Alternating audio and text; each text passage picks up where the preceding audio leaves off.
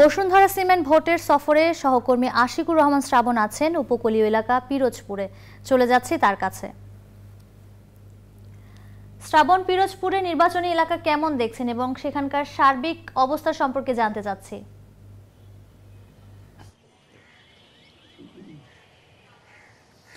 শ্রাবণী, আপনাকে ধন্যবাদ। শুভ সকাল। ভোটের সফর তার শেষ বিভাগ অর্থাৎ বরিশাল বিভাগে প্রবেশ করেছে। আমরা পিরোজপুর 1 আসন বা সদর আসনে আমরা এখন আছি। এই আসনে 8,27,000-এর কিছু বেশি ভোটার আছে এবং এই আসনে কিন্তু এবার 2,22,000 নতুন ভোটার যুক্ত হয়েছে এবং এলাকায় আমরা দেখেছি নির্বাচনের প্রচারণা আছে। 5টি দলের প্রার্থীরা এখানে তার প্রতীক বরাদ্দ নিয়ে তারা প্রচারণা চালাচ্ছেন এবং অন্যান্য জেলা শহরের মতো এই শহরটি কিন্তু আসলে খুব একটা মূল স্রোতের সঙ্গে এগুতে পেরেছে এমনটি বলবো না, তবে উন্নয়নের কাজ কিছুটা হয়েছে। আমাদের সঙ্গে স্থানীয়রা আছেন, তাদের সঙ্গে একটু কথা বলতে চাই। নির্বাচনের পরিবেশ কেমন দেখছেন এখন পর্যন্ত? খুব সংক্ষেপে আপনার কাছে জানতে চাই।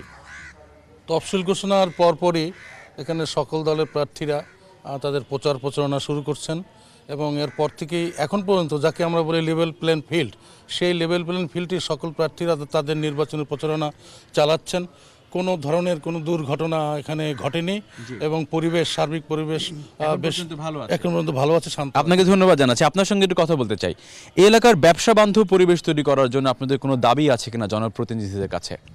দাবি তো অবশ্যই আছে। আমি জেলা ব্যবসায়ী সমিতির সাধারণ সম্পাদক হিসেবে বাংলাদেশ সরকারের কাছে আমাদের এইটাই দাবি যে এই অঞ্চলে পিরোজপুর জেলায় একটি অর্থনৈতিক অঞ্চল আমাদের প্রয়োজন। আমাদের এই শহরটি একটি নদী সংলগ্ন। আমরা এই নদীর তীরে আপনার 3 কিলো একটি শহর রক্ষা বাঁধ আমরা চাচ্ছি এবং আমরা চাচ্ছি যে সরকারের উন্নয়ন খুবই ভালো। এই সরকার সামনে আসুক, এটা আমাদের প্রত্যাশা। ধন্যবাদ জানাচ্ছি আপনাকে। আপনার সঙ্গে একটু কথা বলতে চাই। সেটা হচ্ছে যে কথাটি বলা হয় যে পিরোজপুর মূল স্রোতের সঙ্গে খুব একটা এগোতে পারেনি। আপনারা কি মনে করছেন আসলে এই স্রোতের সঙ্গে যুক্ত করার জন্য আপনাদের করণীয় কি বলে মনে করছেন জনপ্রতিনিধিদের?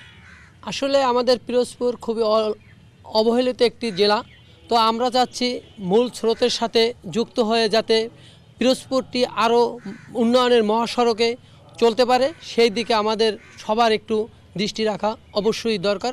আমরা জনপ্রতিনিধি এবং প্রধানমন্ত্রী কাছে আমাদের উদারতা আহ্বান থাকবে যে যাতে আমাদের এই পিরোজপুর জেলার দিকে একটু সুদৃষ্টি দেওয়া হয়। ধন্যবাদ জানাচ্ছি আপনাকে। ভোটের সফর কেবল পিরোজপুর জেলায় প্রবেশ করেছে। আমরা আগেই যেমনটি বলেছেন উপকূলীয় জেলা, আমরা চেষ্টা করব একেবারেই প্রান্তিক মানুষকে, উপকূল সংলগ্ন মানুষের জীবন, যুদ্ধ, ঝঞ্ঝা, বিক্ষুব্ধ বাস্তবতার মধ্যে থেকে তারা ভোট নিয়ে কী ভাবছে সেগুলো জানানোর চেষ্টা করব। শ্রাবণী, আপনাকে ফিরছি আপনার কাছে স্টুডিওতে। শ্রাবণ, আপনাকে ধন্যবাদ আমাদের সাথে যুক্ত হওয়ার জন্য। ভোটের সফরে নির্বাচনী পরিবেশ নিয়ে জানাচ্ছিলেন পিরোজপুর থেকে সহকর্মী আশিকুর রহমান শ্রাবণ।